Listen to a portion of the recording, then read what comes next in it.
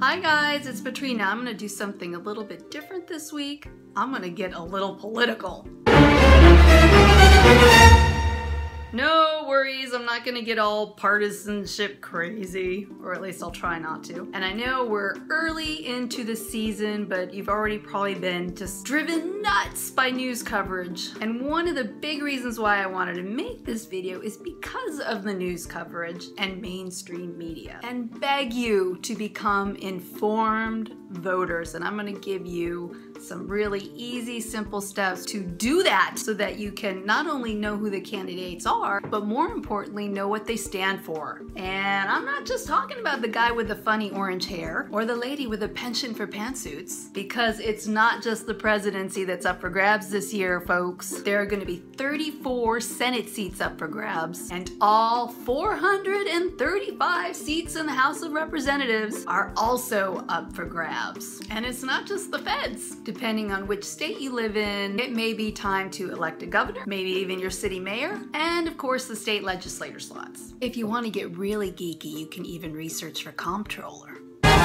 What the heck is a comptroller anyway? I'm going to take you on a whirlwind internet mystery tour that's going to simplify the process of becoming an informed voter for you. The only two things I ask is that you, one, keep an open mind, and two, maybe even be willing to look outside your political party box and put your focus on the issues and not whether a particular candidate is a donkey or an elephant. Are we cool? All right, I'm gonna show you how you can do this on your computer. I'm gonna put links in the description below, so be sure to use those to get yourself started. Let me take you in my computer and show you how you do this.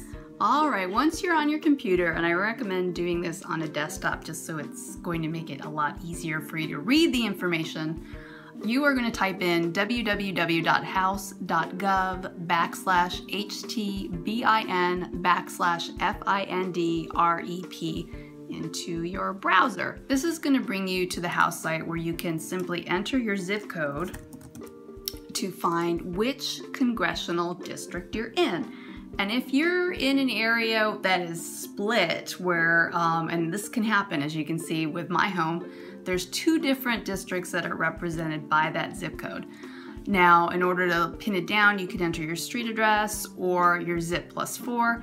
I already know that I am in District 2, but as soon as you figure out which district you're in, write it down and move on to the next site. We know that we are in District 2.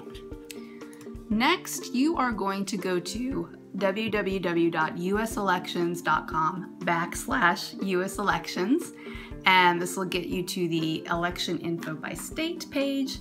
And what you're going to do is you're going to click on the state that you live in, and it will tell you a lot of goody gumdrops information about voting, such as when the primaries are, the congressional primaries, if there's going to be a runoff, when that would be, poll opening and closing times, what the eligibility and ID requirements are. And then, of course, when you scroll down, you'll see which positions are open in 2016. For example, you know, certain states, I think I looked into New York as well for preparing to do a demo on this, and it said that their next state constitutional officer elections wouldn't be until 2018. So you'll be able to see that. You'll see what's up for grabs, and the candidates will be in these green boxes. If you want to know how they stand on certain issues, write down their names. You're going to be using it for the next step in the process. You'll see there's a lot of different positions in my area that are up for grabs this year. And as you'll see too, when you scroll down to House of Representatives, you'll see everything's broken down by district in your particular state, so you're going to need that number. I know my number is number 2, so I will go to the District 2, and you'll see that Renee is running, I believe. If someone is not running or is retiring from office, it will say underneath that information, but since it doesn't say she's retiring from office, we know that she's going to be running as an incumbent for that race. And then you'll see her challengers here, and there is a 7-party race. As you'll see too, if there are Republican candidates, you'll know that that's going to count in a primary election when there is going to be one held. So you'll know that Renee's going to have to challenge Greg and Mr. Holding. Once you know all the names of the different candidates that you want to look into and see where they stand on certain issues, you are going to go to, and this is a really awesome way to figure this out. It's votesmart.org, and from there you'll see there's these little file folders with different information. What you're going to do is enter the politician's name, and for this demonstration I'm going to enter Renee Elmers, and when you type it in it will come up and you'll see, because sometimes if there's someone running who has a very common name like George Smith or something like that, there's probably going to be different George Smiths running for different offices all throughout the country. Renee's got an unusual, unique name, so she's pretty easy to know. We're gonna pick her incumbent, and then you can scroll through all of these different file folders to learn more about each of those candidates. The first is the bio, and this is basically a little bit of bio information about them. Where do they live? Are they affiliated with a certain religion? Where do they go to school? What's their political experience? What committees have they served on if they have actually been in office for a while? What did they do before becoming a senator or congressman or whatever office that they're filling, if they have certain religious, civic, and other memberships? And if they provided other information, which I think Renee has done, it will say there. And on the side, you will see all of her contact information, her email, her websites, the social media, different addresses you can send her mail to. The next folder is votes, and this, if you are looking at a candidate who hasn't been in office, of course they haven't had an opportunity to vote for anything, so you're not going to learn any information anyway. If it is for someone who is an incumbent, you'll see what their voting record is. Now, I will say this is not very revealing in any way, just because, as you'll see, the bill names are kind of like, you're not really sure what it's about. You don't know what's in a bill, and there could be a bunch of stuff in there, and just looking at the name is not going to tell you how they stand on particular issues. You could maybe take a guess, but I'd want to do better than guesses when it comes to casting my ballot at the ballot box. And two, if they've been in office for a while, there's going to be a ton of votes. So if you research each of these bills, it could take you hours and hours and hours and hours, and who's got time for that? I know I don't. The next, so votes, I would say, don't pay too much attention to. Positions is where you'll find really great and revealing information. Now, as you'll see, she's got these little grayed out circles, and when you scroll down below, you'll see that's because they've had to infer her position on all of these big issues. She has not submitted what they call a political courage test. She hasn't sent in her answers to them. So what they've done is they've gone and looked at her voting record, her public statements, and how she's been evaluated from different special interest groups to determine what they think her position on issues are. And you know, the way a political candidate has voted, and you know what speeches they've given, and what ratings they've gotten from special interest groups can be a really, I think, solid way of figuring out what the positions can be.